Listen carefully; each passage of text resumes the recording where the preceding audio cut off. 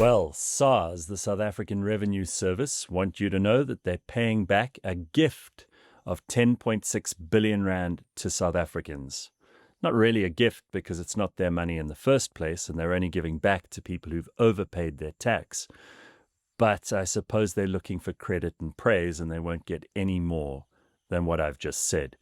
If you're a South African taxpayer, and I don't mean VAT because we all have to pay that, but if you're an income taxpayer in this country, you pay corporate tax because you own a business or you work in a business, then you're probably less grateful than they would like, but you also understand and accept certain things. So I'm pretty sure most South African taxpayers will agree with me.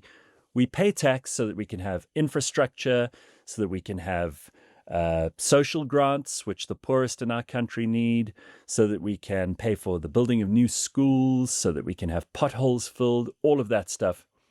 If that stuff were happening, I think we'd all feel like we were getting more value for our money. Of course, those things are not happening and so much gets stolen and there's so much corruption that it almost feels like you've got a gun to your head and you have to pay, and if you don't pay, you'll go to jail. But nothing happens to people when they steal that money once it gets to SARS and gets dispersed by the Treasury.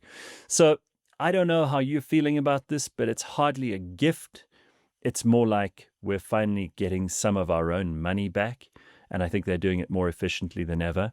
It's always kind of bothered me, and it might bother you too, that SARS is by far the most efficient department in government. They always seem to know how much we owe them, but they don't seem to be able to account for how much they owe us.